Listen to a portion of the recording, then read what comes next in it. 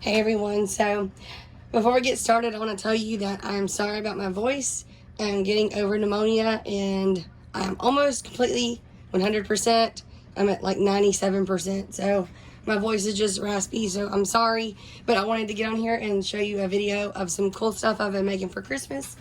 And I wanted to get these tutorials out to you all because I wanted to show you step by step on how to make things with sublimation and how great of a tool it is when you're making products, especially to sell. It's a wonderful tool that's not replacing vinyl, but it's so much easier in my perspective than using HTV vinyl. So heat transfer vinyl, if you don't know what HTV is. This is literally just printed ink.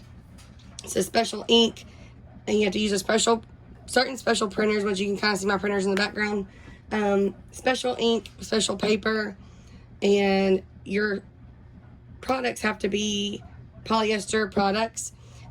So at least 50% polyester or higher. This pellet case we're doing today is 100% polyester. I purchased these from a lady on Etsy. I got a couple different styles, but we're going to do the regular ones today. I got some with the ruffles, but like I said, we're just going to do the regular ones today. So I want to show you how to do that. If you're new to sublimation, go ahead and hit that like button and subscribe because I have a lot more tutorials coming. I sell sublimation transfers on Etsy, and I also have my own website, crimsoncreationscoboutique. And you can find us on Etsy as well, like I said. We're on Facebook, Instagram, TikTok. You can follow us on TikTok for more tutorials too, but they're a lot shorter clips. So I'm going to do different tutorials on here for y'all to learn different ways to do sublimation. So today's video is on a pellet case, like I kind of stated before. My cousin has some super cute puppies. We're going to put these on a pellet case for her for Christmas. So I've already printed my image on one of my printers. If you're printing at home, you want to make sure your picture is mirrored. So ideally, when you hold it up, you can see it the correct way. You can see it on the screen. So it prints it backwards for me, which is mirrored. Normally, it doesn't matter unless it has words, but this doesn't have any words on here, so it's fine how it is. But I did mirror it. So we have that ready. We're letting our heat press heat up to 400 degrees for 60 seconds. With sublimation, you want to make sure you have either a heat press or a Cricut Easy Press 2. They both get up to 400 degrees. There's different kind of heat presses. We have the, this is I think called the clamshell one. That's what I have. They have the swing ones. I am going to get a swing one in the future just for different projects I can't do with this one. But you want to make sure your heat press goes to 400 degrees for 60 seconds. And an household iron, I won't say won't work, but I do not recommend it because you need constant even pressure. And this up here on the heat press, it supplies the even heating element here. So it's going to make full even pressure across the board. So I highly recommend getting a heat press if you're new to this and you're planning on doing a lot of projects. So like I said, we have it 400 degrees for 60 seconds. And I think it should be ready now. I'm going to go ahead and I always pre-press for about 10-15 seconds just to get the moisture out of my product. Just to get it nice and ready. Okay, we'll let that count down for a few more seconds. That's good. Okay. So I recommend using butcher paper, which I ran out, of course. It prevents bleeding. You can also use parchment paper, okay? So I went ahead and put a piece of parchment paper inside of here. I like butcher paper just because it's thicker, but parchment paper works as well because you can technically cook with it so it withstands the heat and doesn't burn. So you want to put a piece of parchment paper inside of your pellet case.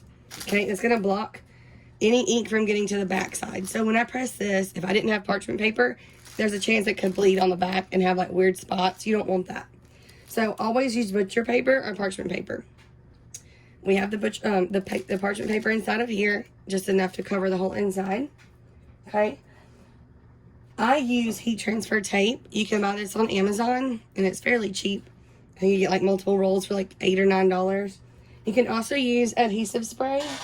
I don't know where mine's at right now, but I use it on certain projects. Sometimes I don't. Here it is. Sorry, my chair is squeaky. So I also use this sometimes, depending on the project I'm doing. This works great. And it's repositionable, which is awesome because if you stick it down, so you'll spray this on your image, okay? And you sit it down. And if you need to move it, that's good, you can. So I recommend using this sometimes, depends on your project. Today we're going to use a heat transfer tape. Some people use both. I'm going to use a heat transfer tape today. All this does is it helps your image from your piece of paper from moving. You don't want it to move when you're pressing because it will cause ghosting. That's what we call it in the sublimation world. Basically, ghosting is like, it's a movement, so it's going to make it like a 3D, blurry looking. You don't want that, okay? It's not what we're going for. We want a pretty clean look. Okay, so I'm cutting some heat transfer tape. I just use about 3 or 4 pieces, just enough to hold it down.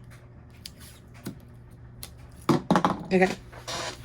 So you want to get your image wherever you want it here. I'm going to put it right in the middle. Okay.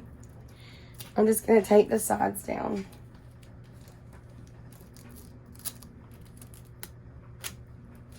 This tape always tangles.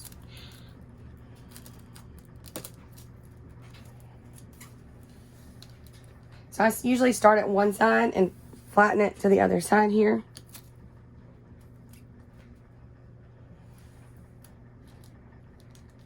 Now then lay flat.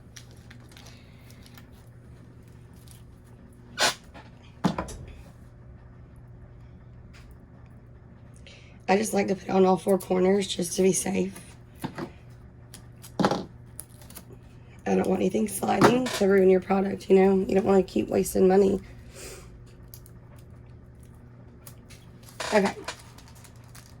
Perfect. Alright, so we're good and centered. Okay, that's where we want it. Now, you want to put another piece of butcher paper or parchment paper on top of this. So what this part does is it protects... Hang on. Okay, so I've ripped another piece of parchment paper off. You want to make it as big enough to cover everything because you don't want anything to be scorched. So the purpose of this is to protect any ink from getting onto your heat press. Also, it also protects, like I said, from your item getting scorched. Okay, because we are pressing for 60 seconds. So, okay, so you see this zipper down here? You can't really see it on the screen. Okay, I'm going to hang that off, just so it doesn't make it uneven. All right, we're gonna press 60 seconds.